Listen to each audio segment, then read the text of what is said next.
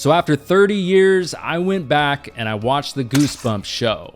How does it hold up? Well, let's talk about it, and let's also rank some episodes.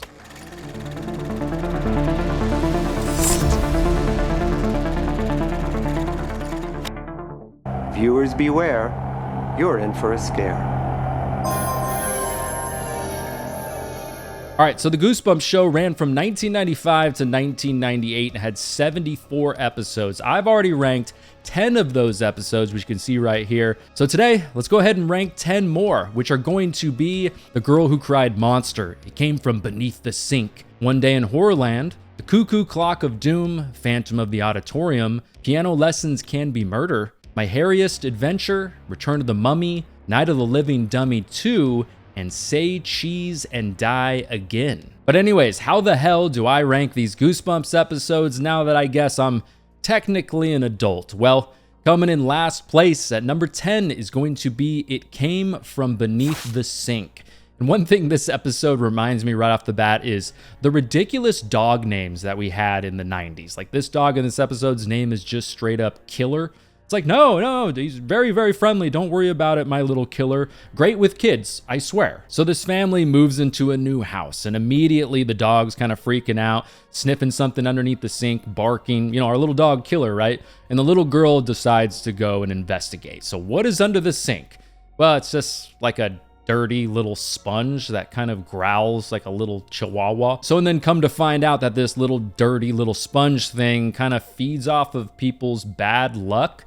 And then eventually, so she gives it to her science teacher to kind of just look into it and just examine what the hell is going on with this thing. And she's like, all right, I'll get back to you in a couple days, whatever. And then I think the first night they go over there, they're like, this is not good. So they go over there to investigate what's happening, and the sponge starts going crazy. The janitor accidentally knocks himself out, and then they realize that because of the music playing over the janitor's headphones, that's kind of leaking out, and the sponge can hear it, which is kind of like a happy thing. It's like good vibes. That basically hurts the sponge and prevents the sponge from doing bad things. And then they also find out along the way that if you have this sponge or you discover this sponge or it's in your house or whatever, you're basically stuck with it because if you try to get rid of it, you will die. So the girl is just like, all right, well, I guess I'm just going to keep it. And then we wake up one morning with her and she's got it in a cage and she's just turning on music for it, I guess, just to keep the good vibes in the air.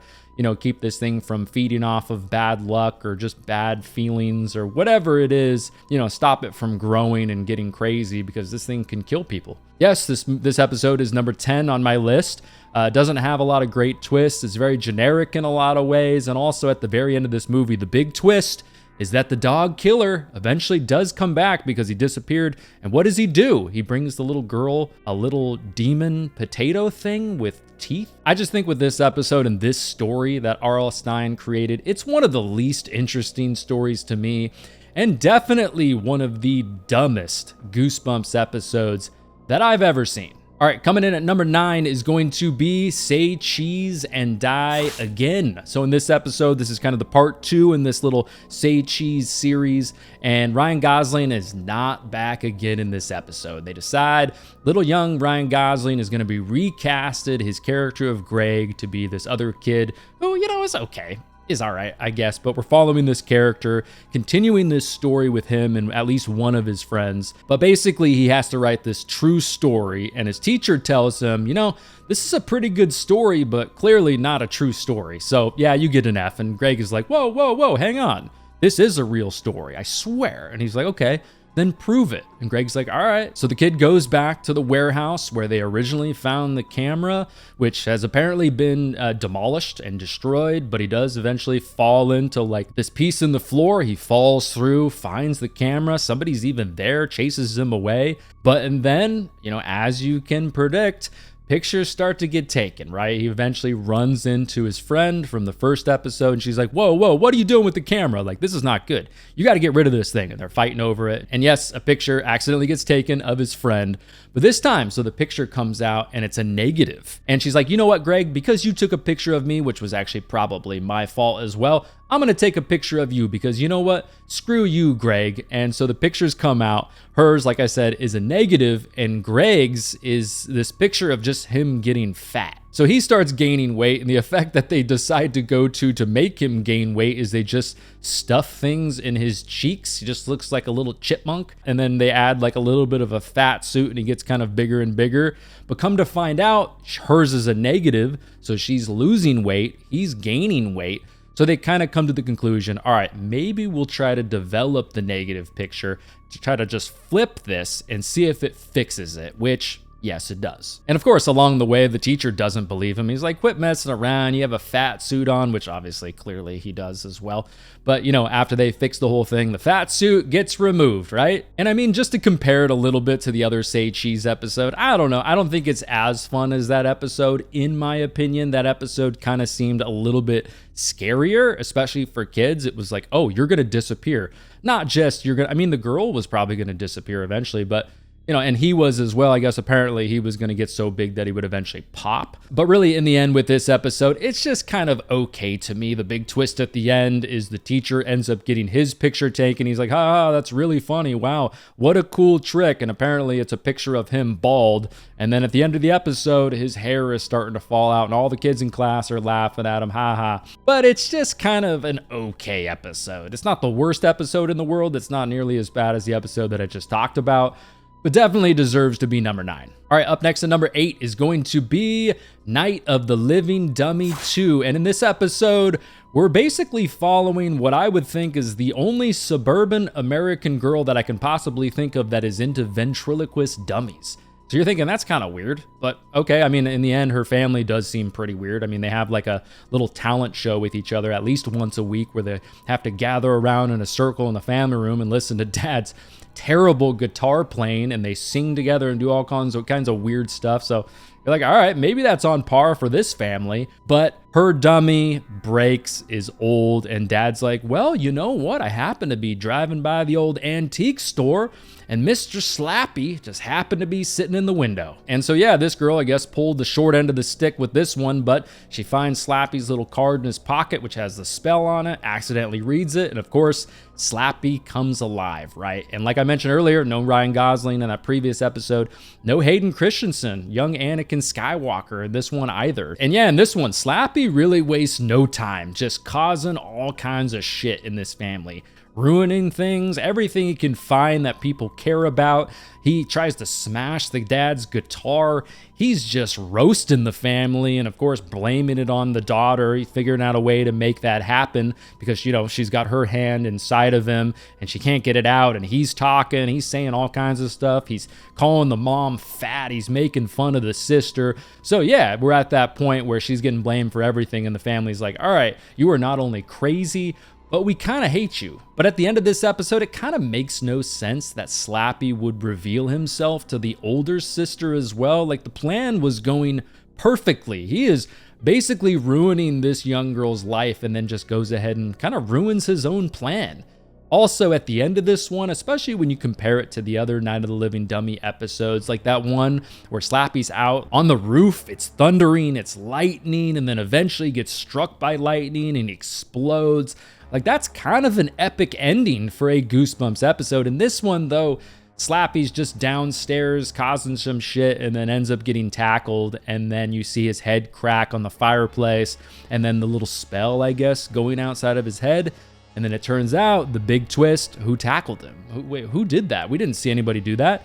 It was the dummy who broke earlier, just her old dummy that she used to have, who apparently, I guess, has been alive this entire time. So with this episode, I mean, to me, the setting for this one is not nearly as good as the setting in the other one, which took place at kind of like a farmhouse a little bit, but it's off in the woods, a little bit isolated. So that's kind of fun as well. I also think, like I said, the ending to this one is just a little bit more bland to me. Is this a terrible episode? No, I wouldn't say that, but it's definitely a forgettable episode in my opinion. Okay, moving right along to number 7, which is going to be Phantom of the Auditorium. So Like the episode I just mentioned earlier, this one's also pretty generic and a little bit bland, but I think it's pulled off a little bit better than the episode we just talked about. So this story, the kids are practicing for the Phantom play, and there's ghost stories happening. The other kids and some of the other people are talking about, oh, it's a haunted play, you know, maybe you shouldn't do this, yada, yada, yada. And then weird stuff starts happening as they're practicing. As the days go on, one of the girls almost gets killed. Something like this door thing almost falls on her while she's practicing. Weird stuff just starts happening. So on one hand, I think the setting is kind of fun and relatable, especially to anyone who's been in plays before, whether you were really young or whether you're in high school, whatever have you, or if you've even been to a play at your high school or whatever. That's kind of fun and enjoyable to me. But in the end, yes, of course, the kid who basically disappeared, who played the Phantom in the 20s, ends up coming back. The teacher loves the performance, thinks it's amazing. He just pushed the other kid into the trap door. But yeah, in this episode, I mean, it's pretty predictable. There's no real twists at all. Like I said, it's pretty generic and a little bit forgettable, but I think this one is ranked number 7 for me and over some of the ones we just talked about because there is some eeriness. It's just Goosebumps' take on the Phantom thing that we're familiar with, right? And I think it's pulled off okay. So yeah, just kind of a decent episode.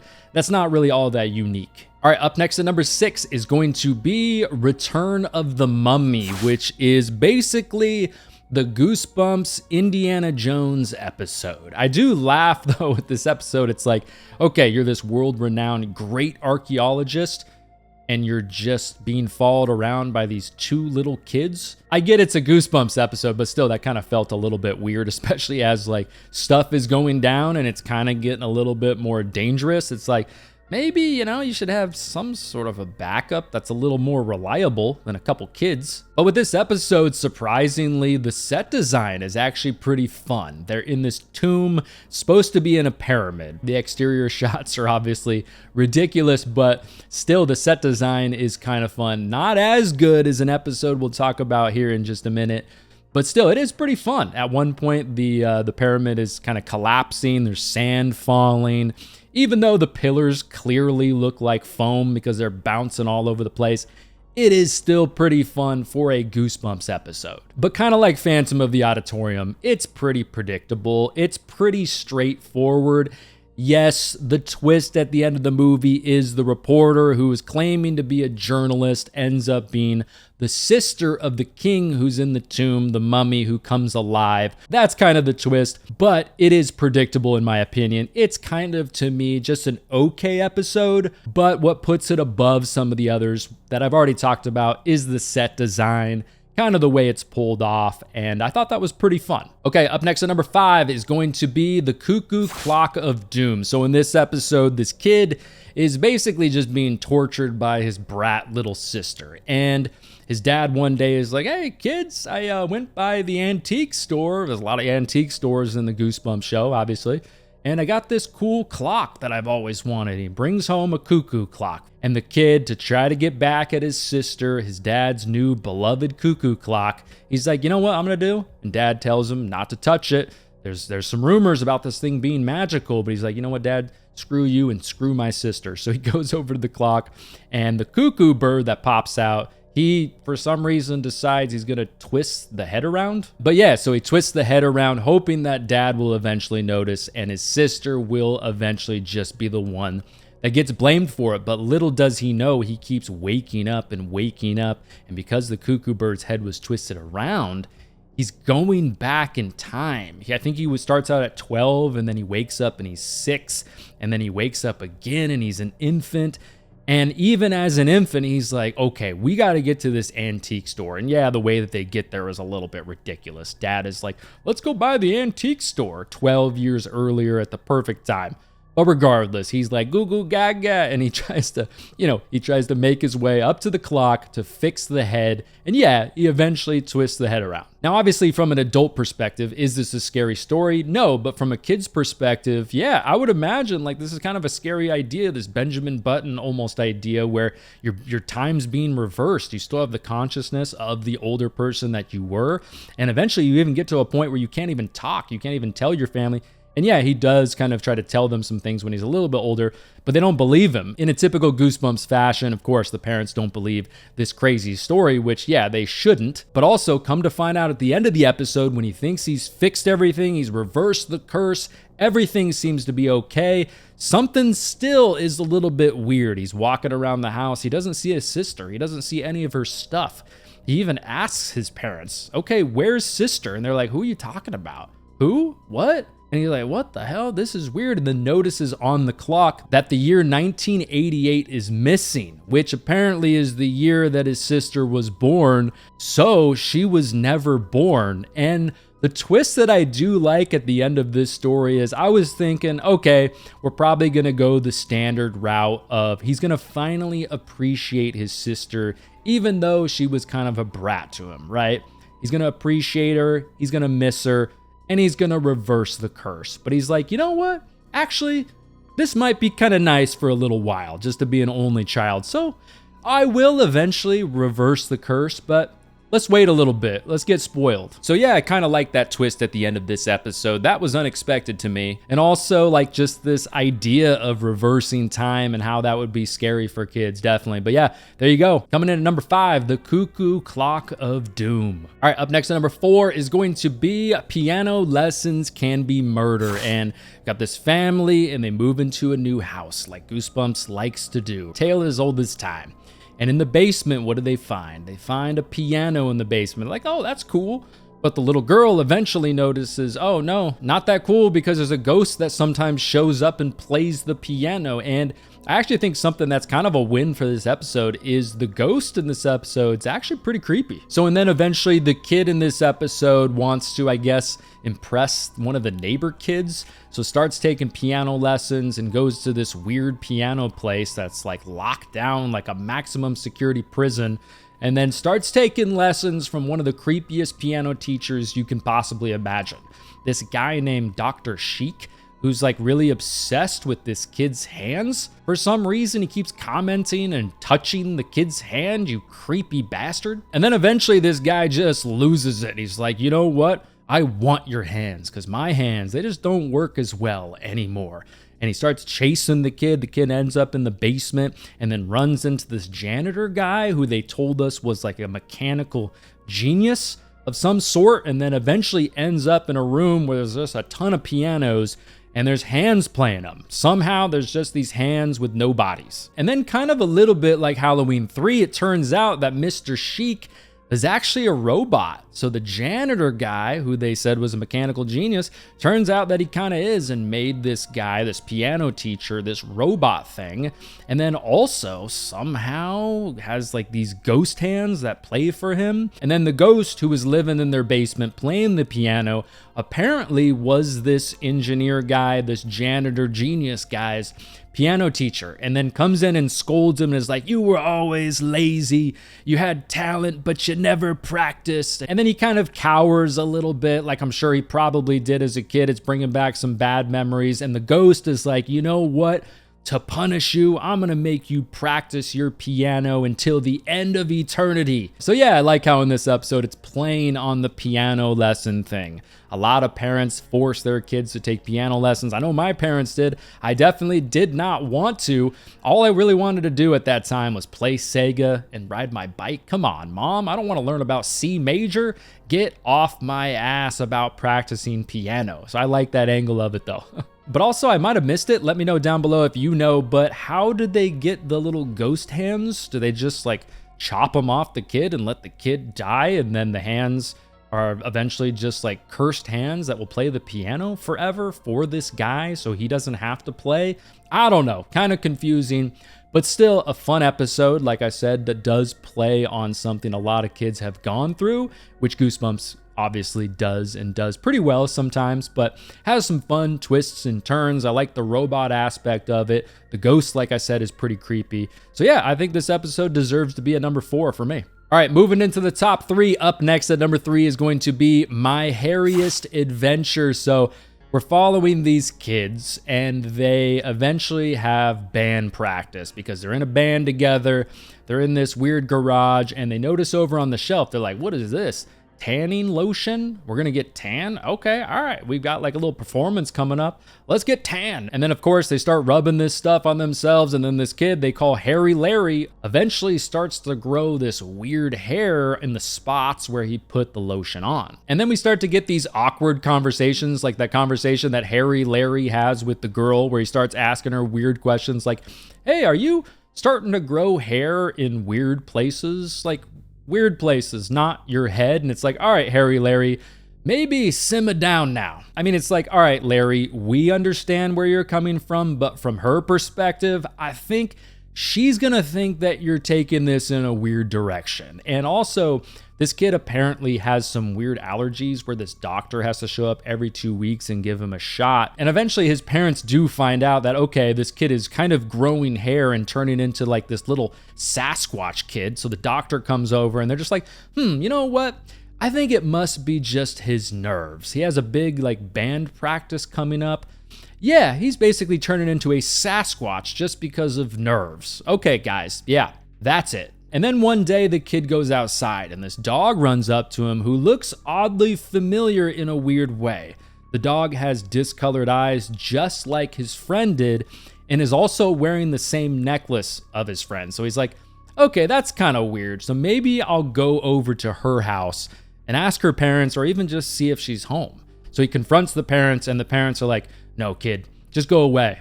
We don't want to talk about that. Don't worry about that. She doesn't live here anymore. And it's like, whoa, what is going on here? So throughout most of this episode, it's a pretty basic story. You're like, all right, these kids are just going to grow some hair and then something very basic's going to happen.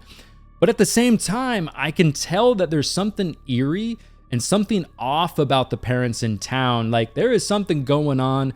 And they are definitely hiding something. So the big twist in this episode is that the doctor who's coming over every couple weeks wasn't coming over to give him allergy medicine. He was coming over to keep him human because he's running this experiment where he's turning dogs into kids. So nobody in town thought it was a little bit weird that these parents would have kids and then not have kids, and they would just randomly disappear. Like, hey, what happened to your son Larry over there? Oh, don't worry about him. We just sent him away to band camp forever. I did think it was kind of funny how it's like, okay, now they're all dogs. All of his friends are dogs. The kids are gone.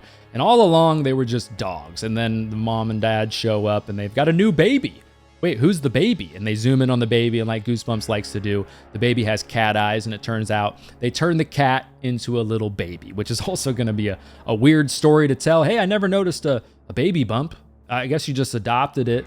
And I'm sure that kid will eventually disappear as well, which will cause all kinds of questions.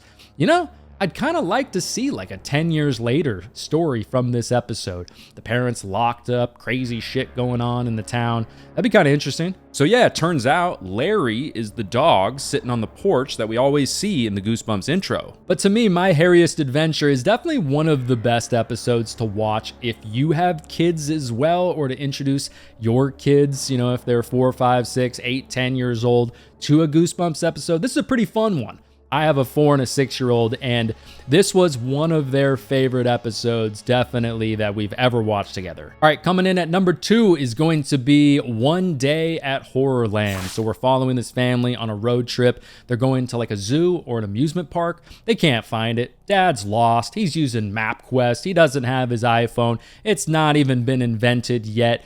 But yeah, they're lost. The kids are like, when are we going to be there yet? You know, a typical road trip that a lot of families can relate to. But they're like, all right, let's try going this way. And they end up finding Horrorland. And they're kind of like, you know what? This seems kind of interesting. That other place, that zoo, whatever it was, that was going to be boring anyways. Let's check this out. So they walk in. Nobody's really there. I think there's like 1 or 2 cars. One of the cars is broken down and abandoned. Not a red flag, though, at all, right? They even walk in. And on top of that, they're like, hey, you don't even have to pay. It's free admission. Come on in. And then within a couple minutes, they're walking down the path, and the parents don't think it's weird at all that one of the people that they think is dressed up like a monster is carrying a severed head that can talk. Yeah, not weird at all, guys. And then they also are like, you know what, kids? Let's split up. You guys go and have some fun. And yeah, one of the best parts about this episode is, yeah, it is a super low budget Goosebumps sort of a feel to an episode, definitely. But you can tell they put a ton of effort into this set design. And I think the set design is really fun. They're trying to make it seem like a big amusement park, but they're also, of course, because of budget reasons and other reasons, they're having to kind of focus on small areas, but it's still fun. I like how they navigate this amusement park. At one point, they go on like this river ride where they're just riding in these caskets, which is kind of claustrophobic. And yeah, I forgot to mention, so One Day in Horrorland is a part 1 and a part 2. So it's one of those bigger episodes that they stretch it out a little bit more and has more of a story. So that kind of puts something up on some of the other episodes we've already talked about as well, just because there's more going on here. But one of the biggest reasons also why this isn't number 1 for me on this list is because part 2 kind of falls off the rails a little bit for me. So in part 2, they're running from the monsters. They're like, this is not good. We got to get out of here. They try to leave. The gate is all locked up. They can't get out. They're running away. They're being chased. And they just go into a door where they're not supposed to go. It says, do not enter. And they end up in a game show. And it's kind of like, whoa, this is crazy. This weird inception going on here. It's like a monster game show. They even have their own cable network, and we get these funny commercials, which I think are kind of fun. It's like commercials you would see in a human world, but with like a little bit of a monster twist on it, and kind of corny like 90s commercials would be. Just kind of think of it as like Goosebumps meets Late Night with the Devil, if you saw that movie in 2024. So the game show, yeah, you've got all kinds of monsters in the audience, which is cool. Clearly they put a lot of effort into the design with those and the design of the game show, which is way, way more effort than you've seen in a lot of other Goosebumps episodes, where it's just like you're in a house and there's nothing else to it. There's no real other effort or work put into the set. Like this one, you can tell a lot went into it. So the family's playing a game show. They're having to guess some things. There's worms coming down. There's snakes going all over the place. It's kind of scaring them. And then eventually they're like, all right, the grand prize is either going to be death or a new car. Come on down. But to me, the whole game show part is kind of fun, but it just draws out way too long in my opinion. Like even my kids were kind of getting bored. I was definitely like, all right, let's just move on. And then eventually they choose the wrong door to get into and they're sentenced to basically death. They're going to be eaten by this wild beast. And then one of the monsters is like, come on guys, and saves them because I guess he was passed up to be the game show host. He felt like he should have been the game show host. So now he's going to sabotage the game show and help the family get out and escape. And it's actually pretty intense when they eventually get to their car and these monsters are all over the car and trying to break in. Kind of an intense moment for a Goosebumps episode. But eventually the family does get away in the car. But earlier we saw one of the monsters put like a little device on the bottom of the car. We didn't know what it was. But turns out at the end of the episode, it was so they can control the car with like a joystick. And that's what they do. And they basically are going to drive this family off a cliff. And then they just put them right on the edge. And the episode just ends right there as a cliffhanger. But it's not for us. It's for the cable show that they're running. And we zoom out to these monsters who are watching the show. It's like, find out next time if they fall off the cliff. And we're with these monsters kind of living their average life. So it's like a weird Inception kind of a thing where we're in a monster world, but we thought we were in a human world. So that twist is a little bit fun. But yeah, I think this episode is fun. Clearly a lot going on. It's a two-parter. There's a lot put into the set design, the creature, the effects, the creature design, just the amusement park just in general, which is a lot of fun. But like I said, the reason why this episode is not number 1 for me is because the game show stuff kind of gets pretty boring. It's drawn out a little bit too far for me. But yeah, I like this angle and this twist that they take on the typical family road trip going off to an amusement park. I like it. I think it's fun despite the things that they don't do well in the second part of the episode. Overall, with the set design and everything like that, definitely one of the better Goosebumps episodes that I've seen in a while. All right, and coming in at number 1 is going to be The Girl Who Cried Monster.